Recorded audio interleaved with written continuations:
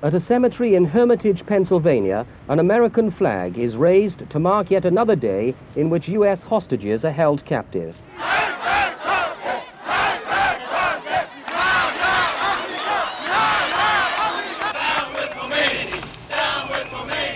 Victory will not only be the abdication of the dynasty, but also the end of the foreign domination. And this is more important. And if President Carter does not release the Shah? He has to give us back the Shah. There is a feeling building up that something's got to be done. There's been no disavowal of U.S. indifference to torture and murder committed under the Shah's regime. I'm well enough informed to know that I'm not being told the whole story. This is the entire rotor assembly of one of the American helicopters that were involved in the rescue attempt. The effects of the Americans' abortive attempt to lift the hostages out of here seem to have been to make it all the more difficult to find any peaceful solution to the crisis. The rescue operation now is not possible since the militants have moved the hostages to various places in the country. The Carter people are very bitter. They say Iran deliberately prevented Mr. Carter from achieving his last and dearest wish to see the hostages before he left the White House. I think it was his restraint and his patience which made all of this possible.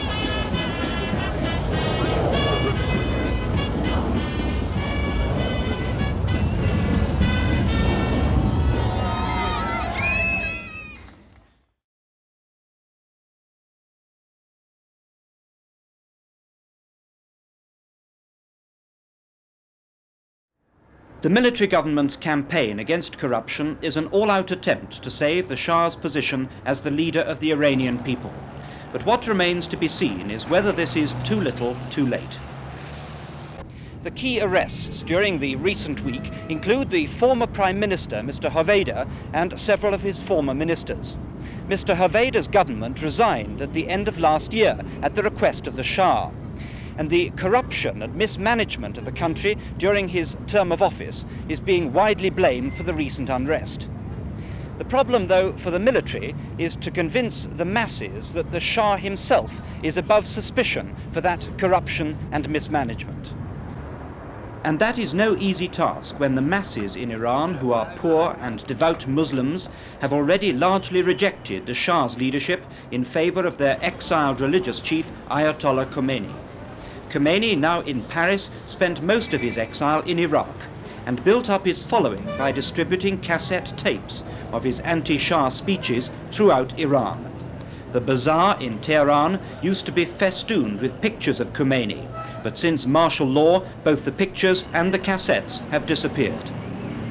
The masses in Iran have benefited little from the country's oil wealth. There are not enough industrial jobs for the people who have flocked to the cities, and agriculture is so backward that 50% of Iran's food has to be imported. In contrast, the wealthy minority have benefited enormously from oil. Originally, 1,000 families owned all the land in Iran, and today they basically control the economy. Corruption has been widespread and many fortunes made. The wealthy are westernized. The women don't wear veils and do much of their shopping in London and Paris. And as far as the impoverished masses are concerned, the man responsible for bringing so much wealth to so few is the Shah himself. In criticizing the Shah, the Muslim priests want a stricter enforcement of Islamic law and the firm relegation of women to second-class roles. In effect, more power for themselves. But they have no political stance as such. No alternative economic plan to spread the nation's wealth more evenly. And with the political opposition in Iran confused and weak, the military must see themselves as the only people capable of running the country at the moment. Jeffrey Archer, News at 10, Tehran. For years, it seemed nothing could stop Iran and the Shah getting richer on the proceeds of their oil and gas. But in the last 3 weeks, the oil workers with their strike have shown it is they who ultimately decide whether the oil will flow. The strike cut crude oil production to less than a third, and even today, when the strike is supposed to be all but over, the plants are only at half their usual output. The strike was aimed against the Shah, And as well as financial benefits, the workers demanded political freedom and an end to martial law. The workers were intimidated by their own militants and threatened by the military. On one occasion at Abadan, they tried to sit in the refinery all night and were evicted by soldiers with fixed bayonets.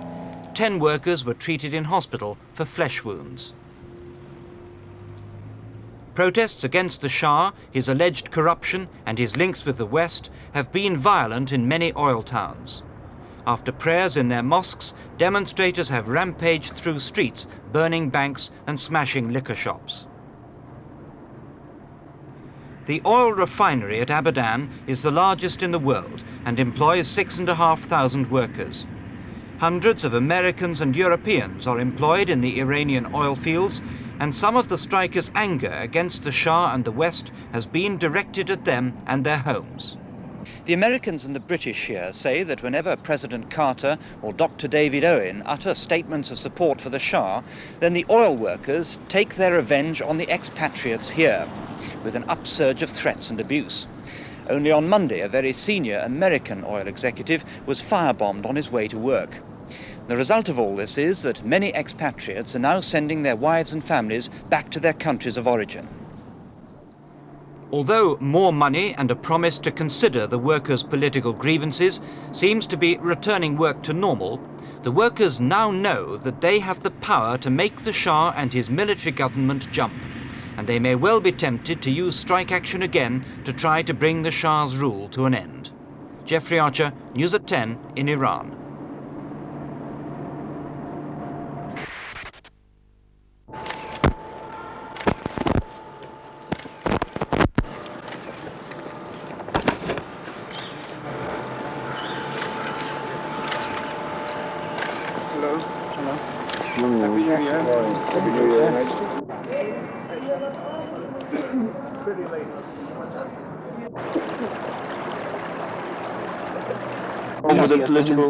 To form a government, for the new government to be formed if he were to leave the country?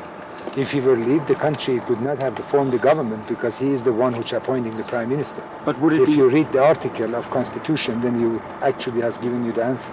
Would it be easier for a new government to work and to be accepted by the people if the Shah were to leave the country? I cannot accept that philosophy at all.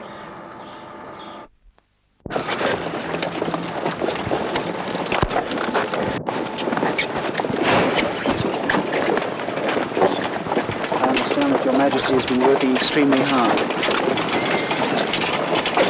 Well, I'm used to that.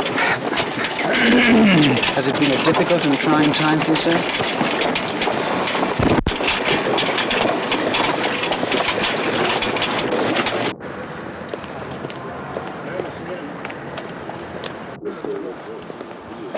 Although the Shah himself was prepared to say nothing, it's clear from conversations with close aides that whether or not a new administration, a civilian cabinet, is formed here in Iran, that the Shah himself has no intention of leaving the country until law and order are restored. And it has also been made clear that he does not envisage an end to the monarchy in Iran. It began just after midday when a few hundred demonstrators, and it must be emphasized that it was no more than that, began to throw a chain of burning barricades across streets throughout the city center.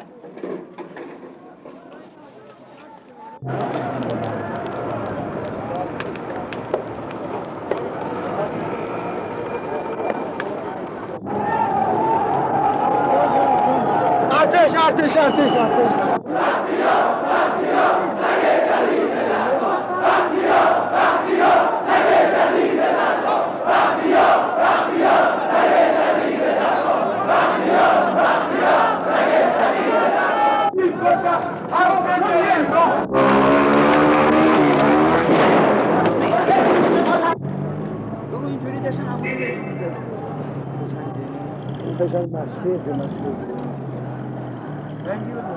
مشقیه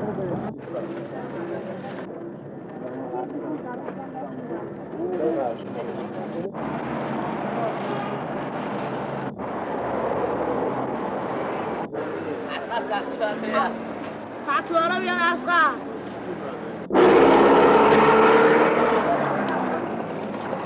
دست بگیر آقا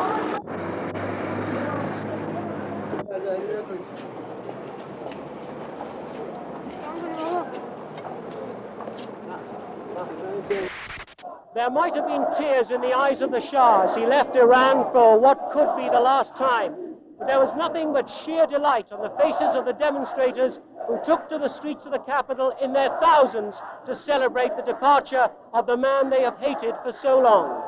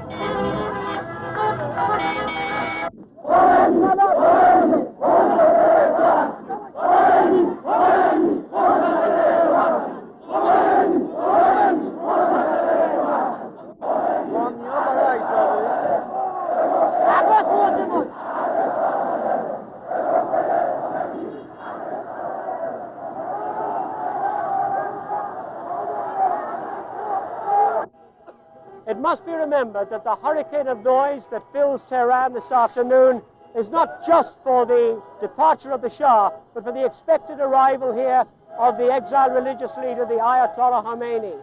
And the question now is whether people will follow him, as seems most likely, or whether they will follow the new government of Dr. Bakhtiar. And it is there that the seeds of the new conflict in Iran will be sown. Martin Lewis, News at 10 in Tehran.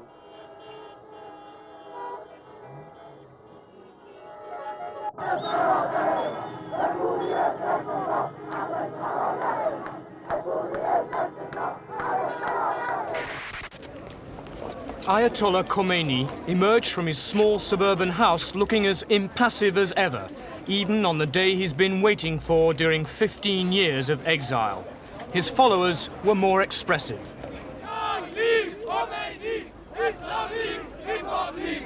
There's always a handful of the faithful around him here. In Iran, of course, millions await him. And with that support, it's thought he could, on his homecoming, overthrow the new moderate government of Dr. Bakhtiar. The Ayatollah, frail at the age of 78, has symbolized the most militant opposition to the Shah. He's now nominated what he calls the Revolutionary Islamic Council inside Iran.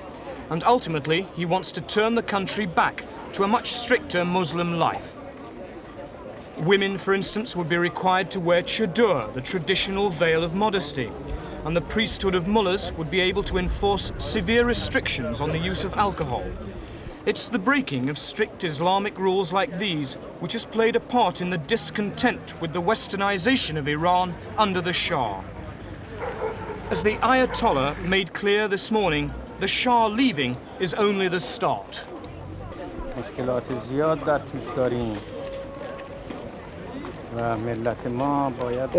departure of the Shah is not the final victory, but it is the preface to our victory. And I am congratulating the brave nation of Iran for this victory. We have to consider that the victory will not only be the abdication of the dynasty, this dynasty, but also the end of the foreign domination. And this is more important. So although it's still not known when the Ayatollah will return to Iran, it is certain that he does intend to go back. And with the millions of devoted followers that he has there, it seems certain that his Revolutionary Islamic Council will increasingly dominate politics in Iran, even without the Ayatollah's presence. Derek Taylor, News at 10, Neufel-le-Château in Paris.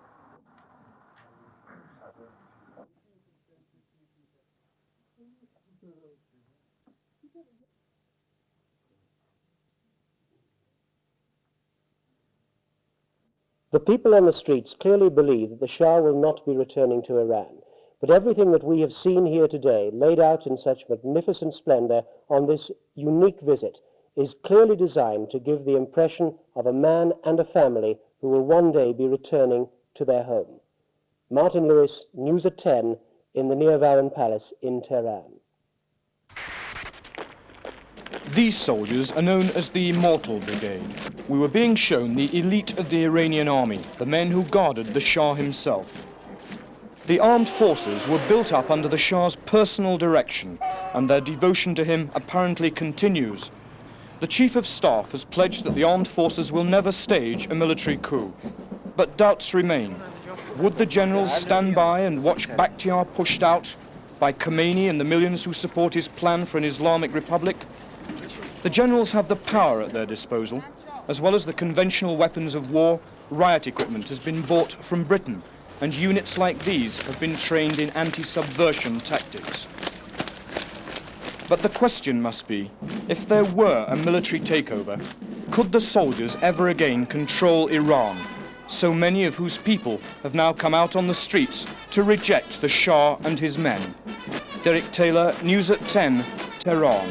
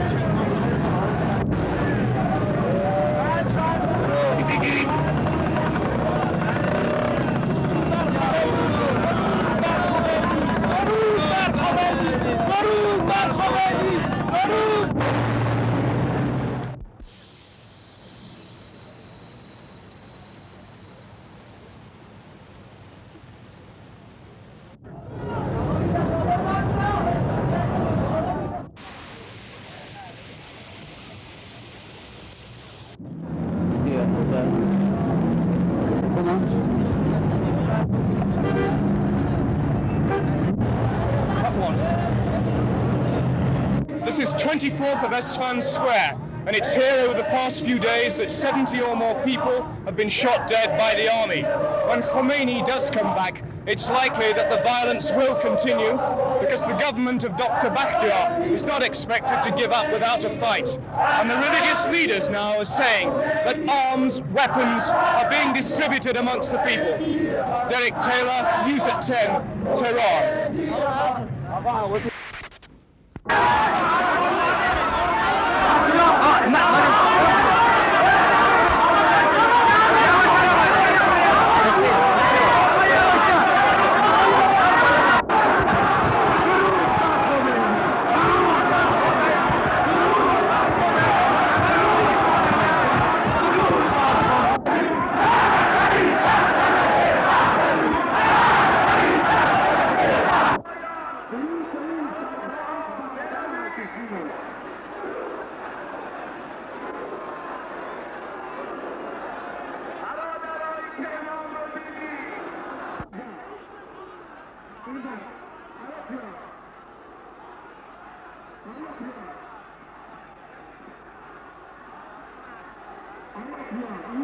Among the things the crowd here has shouted is that the Prime Minister Bakhtiar has no following and therefore no power.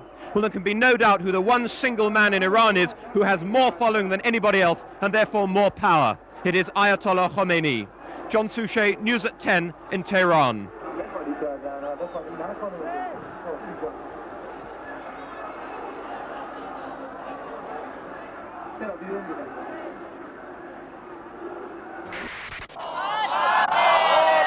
Praying now prevails over training in what's left of Iran's army. In this barracks, no officers give orders. Instead, a bunch of local mullahs conduct fanatical Islamic chantings. Out of 3,000 men, only 300 have turned up for duty, a story repeated in every barracks we visited. Beyond the dwindling troops, tanks at £250,000 apiece stand driverless, and much of the other equipment is disintegrating fast. Further west, at Mahabad, there's not a single Iranian soldier under arms inside the barracks. The place is policed by local guerrillas, and fewer than 200 of the original 3,000 soldiers here have reported for duty. The tanks here are no longer under Iranian army control, and if they knew how to drive them, those same guerrillas could remove them within an hour. But despite there being so few soldiers in the bases, there are still queues of men outside local mullahs' homes complaining that even amongst those there are still Shahist elements at work. Thus, arrests, even from the small numbers that report for duty, continue. This major accused first of murder, then of rape. On a hillside out beyond his jail, men dismantle old pro-Shah slogans. The disintegration of the army is almost complete. Ayatollah Khomeini has failed to get his soldiers back into barracks. Without an army, his chances of controlling his boiling revolution grow no stronger. John Snow, ITN, Western Iran. The Shah, with his wife and 4 children, walked across the lawns from the grounds of their private villa, accompanied by security guards. We were told they would not answer any questions. Watched by tourists from nearby hotels, the family walked up the steps from the swimming pool to pose as a group. A woman who claimed to have met the Shah in Canada startled his entourage by walking up and shaking his hand. "I just wanted to wish him good luck," she said. The Shah's children had already been down on the beach walking the family dogs, but the Shah himself, looking pale but composed, was still in a formal suit. Your Majesty, can you say how long you intend to stay here? Well, I'm afraid not, but it's a beautiful place. Do you expect to settle permanently here, sir? We are visiting. American State Department officials are said to be on the island, conferring with the Shah and his advisors. But his appearance here in the Bahamas still leaves many questions unanswered. What we still don't know is why the Shah has chosen the Bahamas for a visit, how long he intends to stay, and what his permanent future plans are. Norman Rees, ITN, in the Bahamas.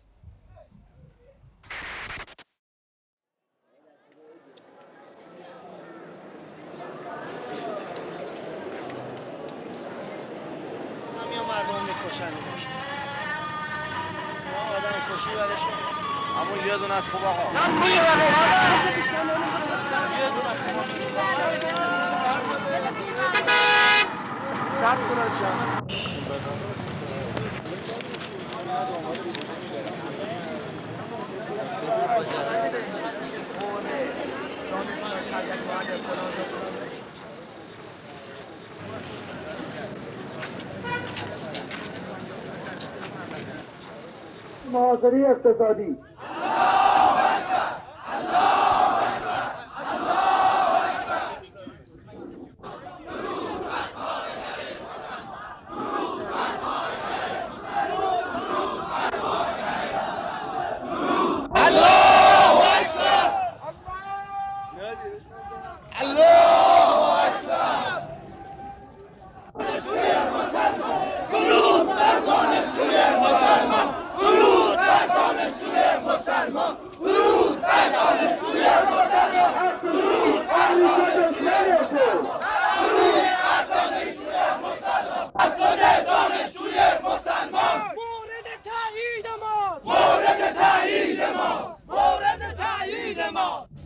Well, what we're seeing here now is more than just interesting, it's a really important development. Because back in February, the day the revolution was won was the day the army joined forces with the students. And that's exactly what's happening again.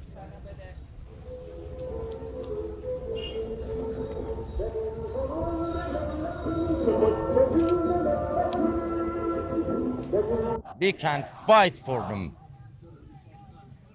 To the death. To the death. If necessary, you will fight? Yes, sir. We are fighting. All the Just Iranian, they're not gonna... with imperialism, America in 35 million of Iranian, they're gonna west fight. of Iran. And if President Carter does not release the Shah? We're Yes. gonna fight. We have to fight. We have to fight. He has to give us back the Shah. Or we will fight with him. Yes, I know. Good. ارجمند و عزیز و مبارز خود حمایت و پاسداری کنید.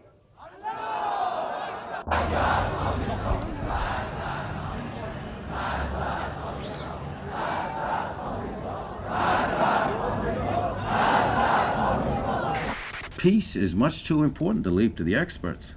That is and we'd be fools view if we that is didn't do it. shared by the entire delegation. Well, how are the experts doing, in your opinion? How is President Carter handling this crisis? Well, I feel very strongly that he started off very well, exercising a lot of restraint. I feel now that we're getting patience and time mixed up. We're running out of patience. We're not running out of time. We have all the time in the world. And I think it's too bad that we haven't a more wise approach to time, if you will. And one of the things I think we have to do too is not only encourage the president to be patient, but it's the American people too. Yes. There is a feeling building up that something's got to be done, and we do believe, the three of us together, that patience is going to be very important, and that we have to listen carefully to what's going on over there. And we hope to encourage the people there, but then perhaps bring a message back to the United States and encourage our own people to be patient and to wait this thing out. On the old Karaj road north of Tehran, huge transporters arrive day and night from the Iron Curtain countries, especially from Russia. It's a lifeline which will relieve any immediate pressure a Western trade blockade might put on Iran. So, down in the marketplace, the unofficial embargo already begun by America has had little effect. There are shortages of rice, for instance, but then Thailand has stepped in to sell Iran 100,000 tons of it. And the lack of grain is rapidly being made up by the Soviet Union and Australia. Luxuries, which the middle classes here are hungry for, come almost exclusively from one source: the Japanese, who've now stepped up their trade. It's oil, of course, which puts Iran in a strong position, and Japan snapped up 21 million barrels which America had refused to take. President Carter is finding that fear of losing their own supplies from Iran is making America's other allies nervous of imposing sanctions. There's another risk too. The British Embassy in Tehran has now been fortified with solid walls, and the number of resident staff is being cut right back, for fear that Mrs. Thatcher's strong words of support for America might provoke an attack. Derek Taylor, ITN, Tehran. At the hotel where most of the American newsmen were staying, trucks were filling up with the literally tons of equipment they had brought in to cover the hostage crisis. Upstairs, American technicians put the final touches to the last reports their correspondents would send. But for now, ABC, CBS, NBC, and the other American news organizations are wrapping up their operations here. There's nothing else they can do except comply with the expulsion order. The TV networks had over 80 Americans working here and 60 Iranians. With 15 camera crews, their combined costs were running at £250,000 a week. In 3 months, the Americans have covered events here more exhaustively and expensively than in any similar period in the Vietnam War. Vast libraries of tapes bear witness to the unprecedented scrutiny to which they subjected developments here. In media terms, it has been the ultimate overkill for which the Iranians were never equipped to deal. The expulsion order has come as no surprise to those who now must leave. Some diplomatic observers here believe that the saturation coverage to which the American mass media subjected the hostage drama made the solving of the crisis all the more difficult. The question now is, now that the American cameras have been withdrawn, will it ease the atmosphere in which attempts have to be made to free the hostages? Jon Snow, News at 10, at the American Embassy in Tehran. From the outset, Dr. Banisadr employed an almost Western style of campaigning as he jetted to every major centre of population in the country. Heavily advertised in advance, his appearances attracted massive, almost hysterical crowds. Having lived 15 years in the West himself, he was now subjecting the Iranians who'd never before voted for a president to a ruthlessly efficient vote-catching machine. And when he came to cast his own vote in a makeshift tented booth, the same hysteria he'd produced in the campaign was stirred again. Last night, at a crowded news conference with victory assured, he spelt out his policies. He distanced himself from the illegal seizure of the diplomats at the American embassy here, but warned that America would have to compromise if they were to be freed. Philosophically, he is an Islamic socialist who survived several clashes of views with Ayatollah Khomeini during the campaign. Over the weekend at the Heart Hospital here, the Ayatollah's portrait was carried uncertainly in to witness a gathering of specialists who met to discuss the Ayatollah's state of health. The team is backed up by 2 Swiss doctors who've flown in from Lausanne. The Iranian specialist in charge, Professor Massoumi, says the Ayatollah is suffering from a kind of hardening of the arteries. Narrowing of the blood vessels that feed the muscle of the heart. And at this stage, there's no question of having to operate or anything to clear the arteries. Well, operation would be considered in a patient who fails to respond to the treatment. Fortunately, Imam has not failed to respond. In fact, he has done remarkably well. But with the Ayatollah ill at this moment, and with Dr. Banisadra's victory so resounding, the new president is potentially invested with considerable power. Initially, it is at the American embassy that it is likely to be first tested. The US hostages, now in their 86th day of captivity, are no longer of public interest here. No one turns up to chant, and the students holding them are becoming tired and isolated. In the past few days, it's become permissible openly to criticize the students. Their discomfort inside the embassy compound here is growing. What people are waiting to see now is whether Iran's first president can translate this pressure against the students into a movement to release the hostages. Jon Snow, News at 10, Tehran.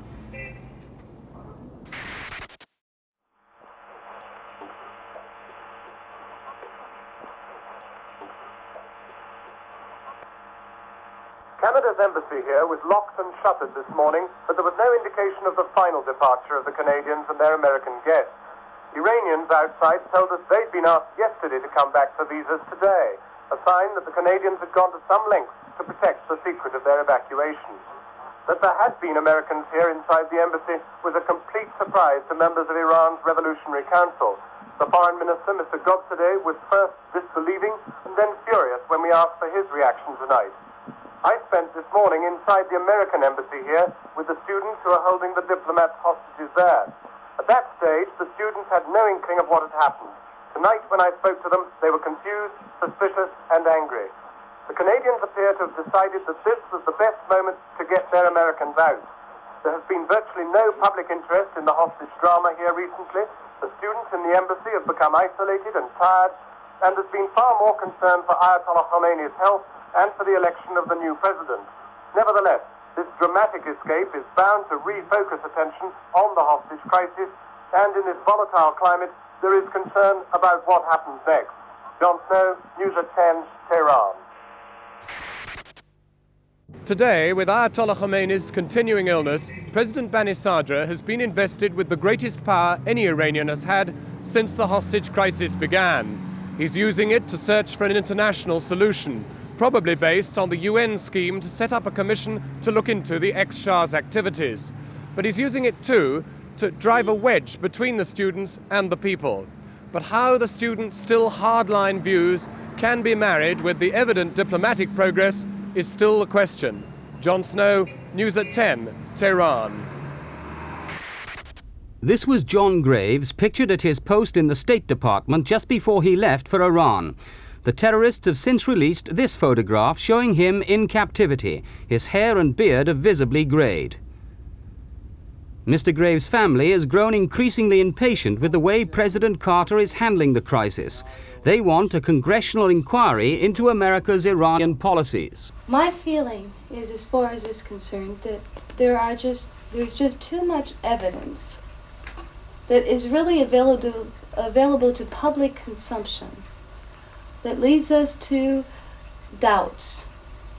You know, there's been no disavowal of U.S. indifference to torture and murder committed under the Shah's regime, which is something that I, as a Christian and as an American citizen, cannot accept.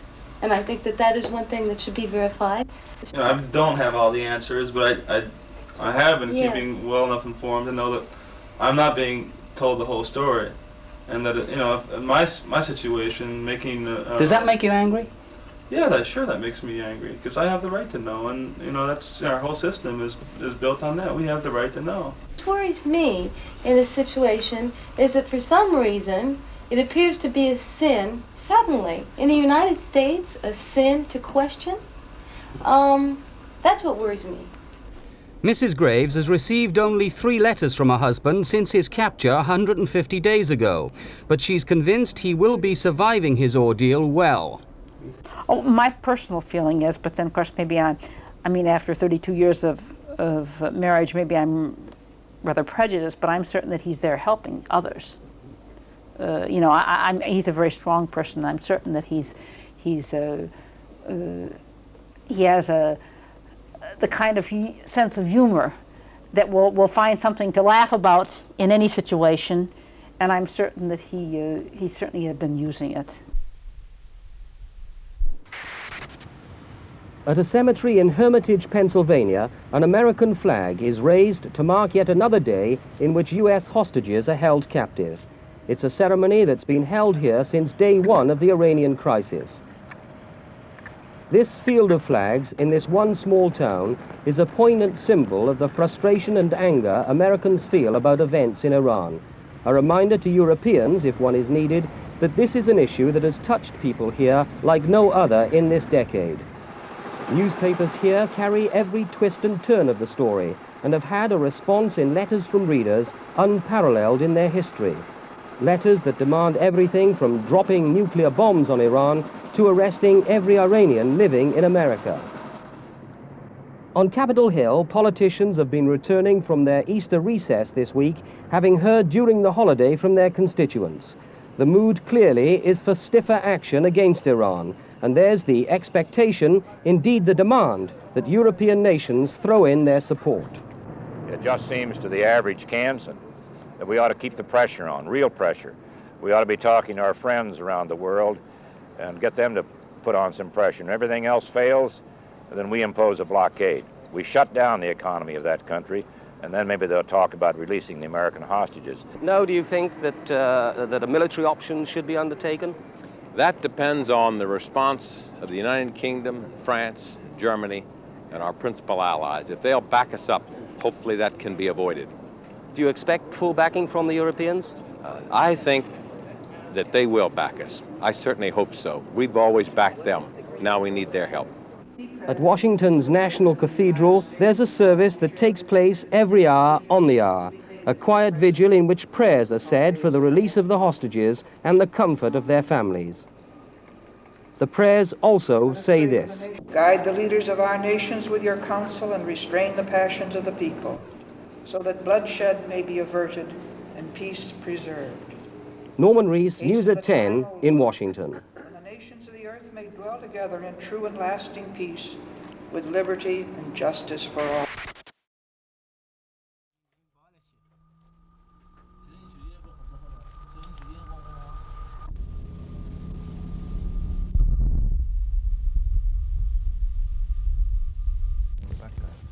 You have to get a fair way away. Leave.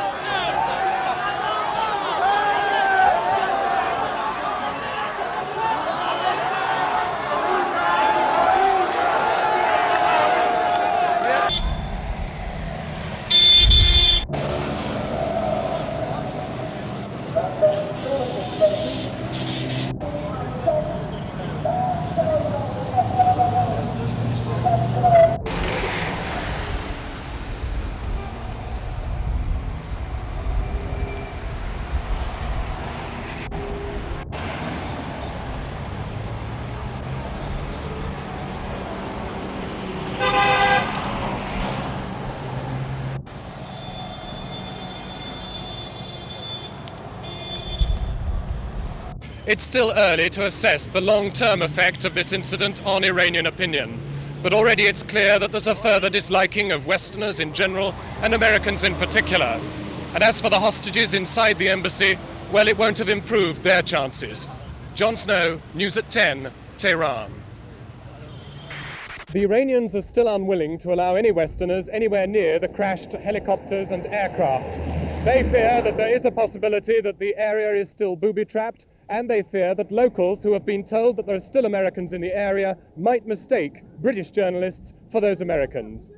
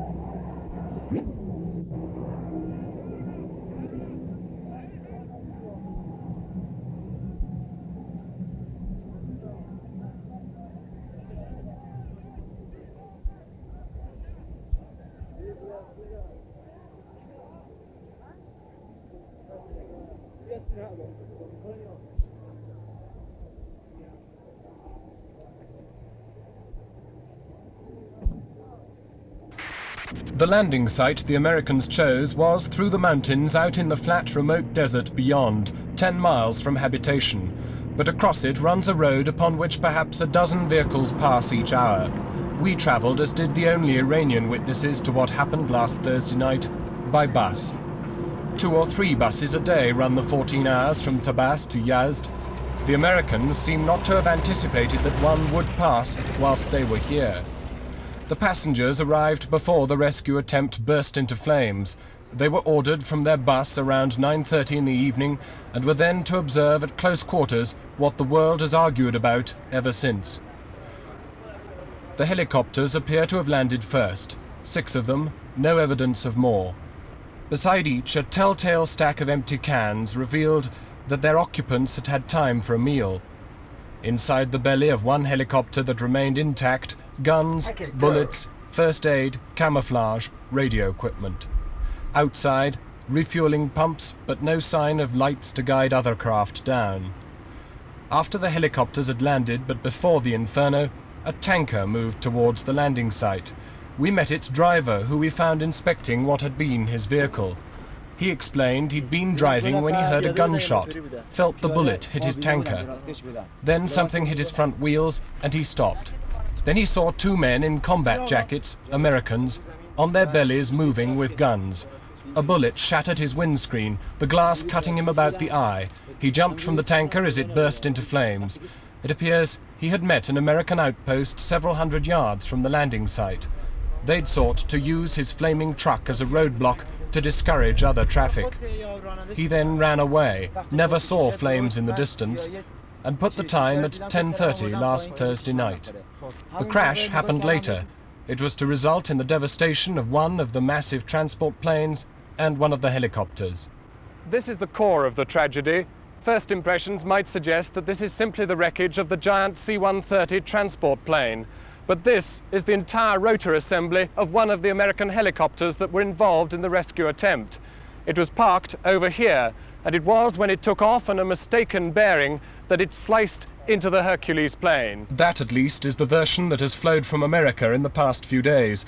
But a combination of factors that we found suggested the possibility that the Hercules had in fact ploughed into the helicopter.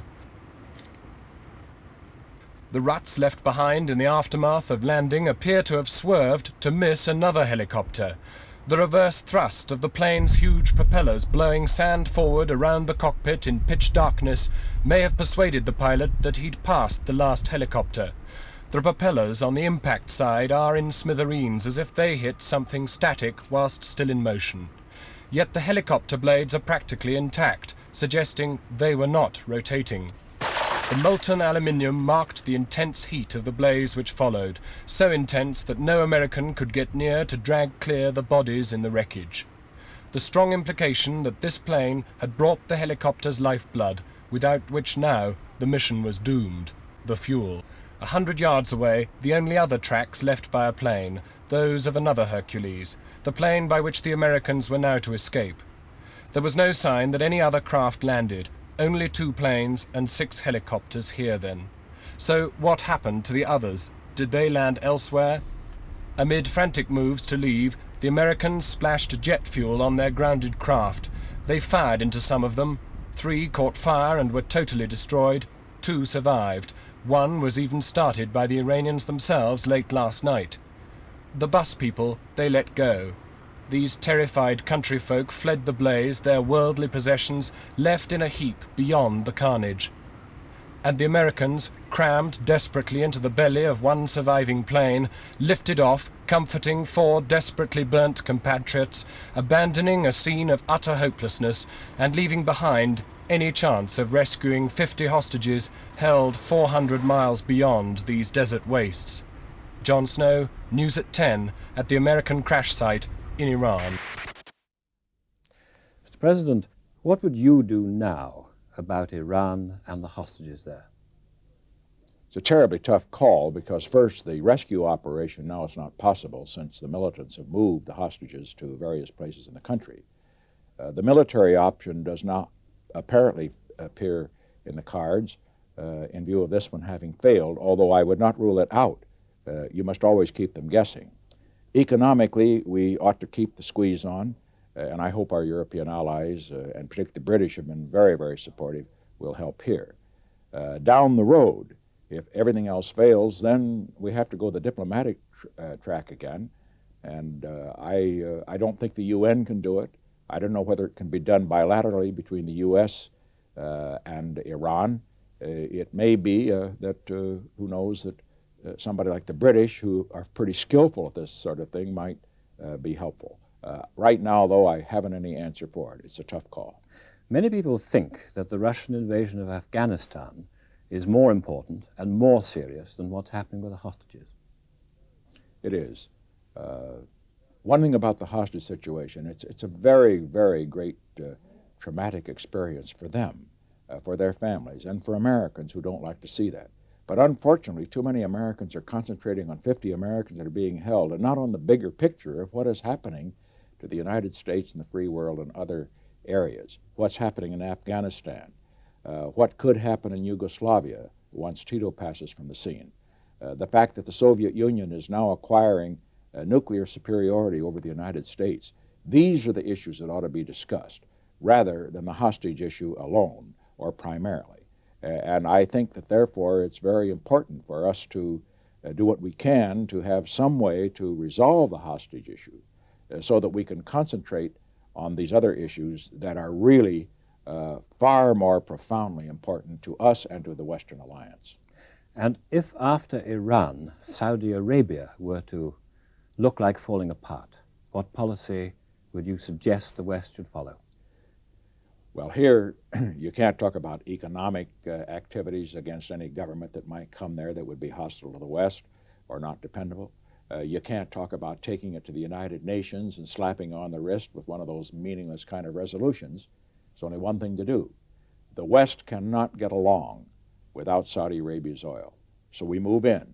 The U.S. should move alone, preferably with allies, and I would hope they would join, if not alone, because that supply is essential to the West. I would say in that respect, if the West should lose the supply of oil from Saudi Arabia, it would bring a depression and a recession in Japan, in the Federal Republic of Germany, not in Britain, fortunately, because you have the North Sea oil.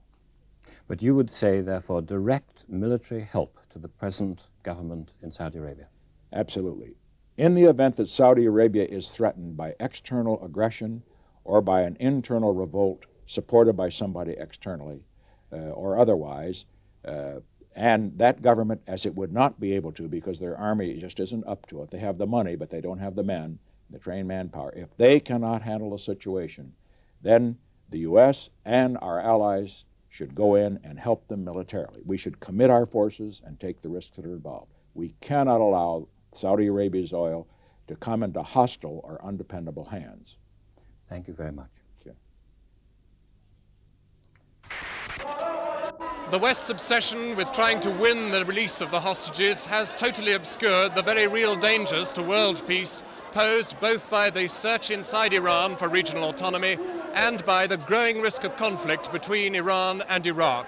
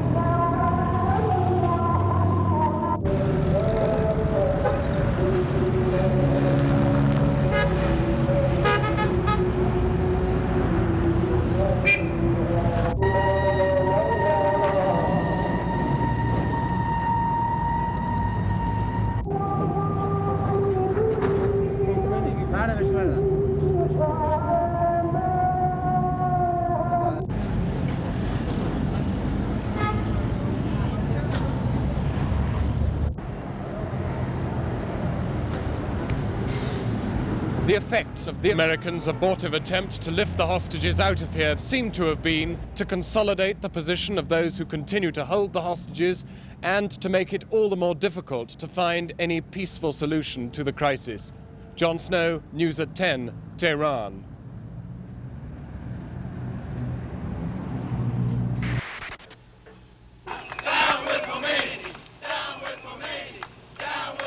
At the head of the march, a group carrying the Stars and Stripes, urging fellow Americans along the way to join their counter-demonstration.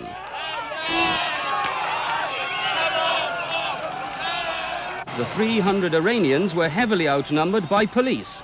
Chanting "Long live Khomeini," they walked slowly through Washington's business district, surrounded on all sides by angry Americans.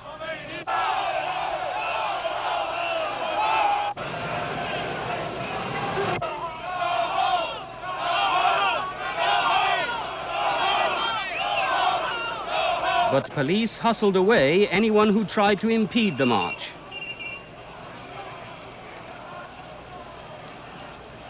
Washington police sum the situation up like this. Every demonstration has one or two screwballs who want to disrupt it. But these are mainstream Americans here, hundreds of them, and they'd all like to see this demonstration broken up. Opposite the White House, where the march was due to end, mounted police were called in to keep the two sides apart. The Iranians were protesting about alleged police brutality during a similar demonstration 11 days ago. A small group just released from police custody were escorted through the crowds to join the demonstration.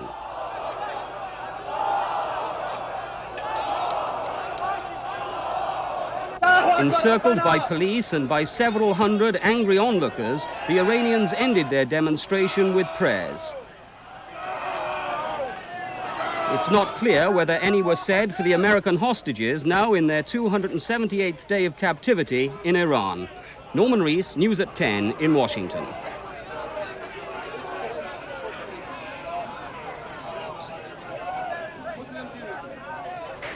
Flag's new headquarters, the delay comes as a double disappointment. Thousands of cards and parcels addressed to the hostages had been deliberately held back in the expectation that they'd be released before Christmas. This latest upset has caused the group's staff of volunteers, including Mrs. Louisa Kennedy, the wife of hostage Moorhead Kennedy, to put in long hours attempting to reassure the families. So just go about what you want to do for Christmas, and don't worry, if anything comes up, we'll be on the phones to you.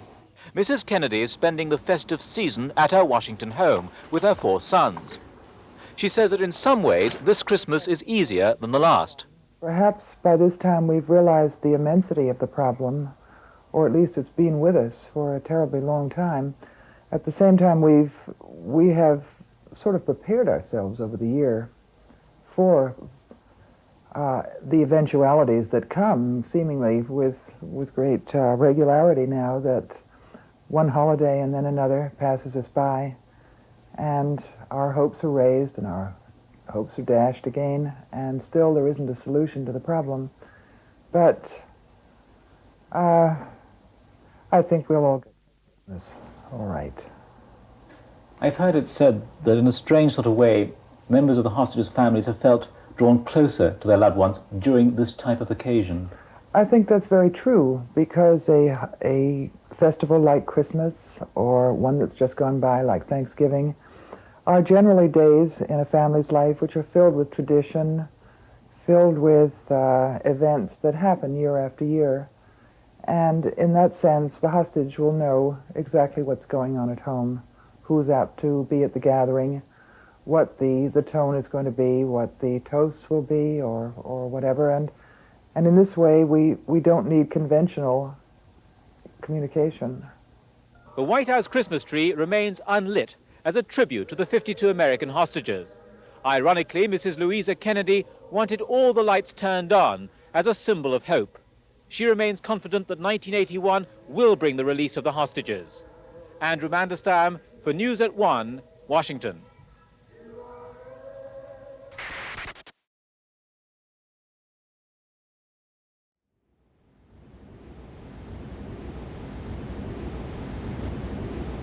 Behind me here in the Bank of England, an account has been opened in the name of the government of Algeria. That account and this building is tonight the focus of some of the most feverish activity the banking world has ever known, and it is the key to whether or not the hostages will be freed. The account is to be used to assemble all the Iranian assets from perhaps a score of banks across the world, and it is to constitute the American down payment for the release of the hostages. What is happening here tonight would, under normal circumstances, take months to transact. But the American and European banks have taken the unprecedented measure of waiving all normal banking restrictions. The whole process could take hours to complete.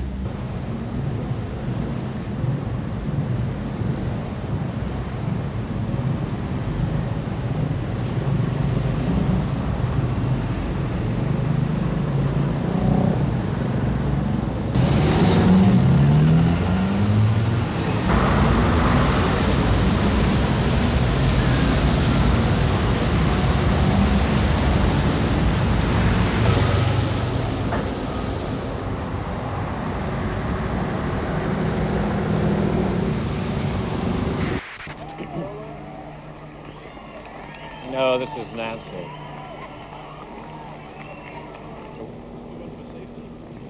Okay.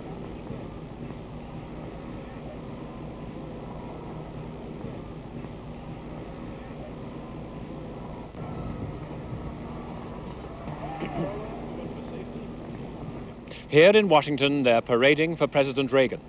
But the news is that former President Carter will soon be back here again from his home in Plains, Georgia, to see his old Secretary of State, Mr. Muskie, and other friends, and fly with them to Germany to see the hostages tomorrow. The Carter people are very bitter. They say Iran deliberately prevented Mr. Carter from achieving his last and dearest wish to see the hostages before he left the White House. President Reagan says he only heard the hostages were on their way shortly after he'd finished his inaugural speech here at the Capitol.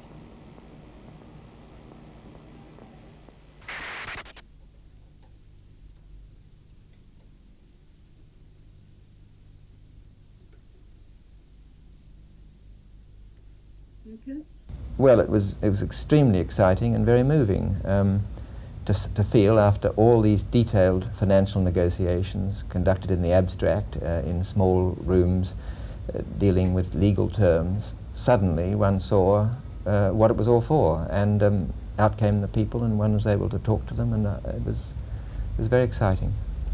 It was a very exciting moment when we saw the hostages come down the steps of the aeroplane. It was pouring with rain, but somehow one took no notice of that at all. He was obviously exhausted, but at the same time buoyed up by the success of the very, very complicated negotiations. Was he able to make any comment at all on exactly what the last-minute hitch or hitches were? No, we didn't have, first of all, I probably wouldn't understand well enough, not having been involved or that close to it. He simply went out of his way to say that Kit McMahon, the deputy governor of the Bank of England, had been immensely helpful and valuable.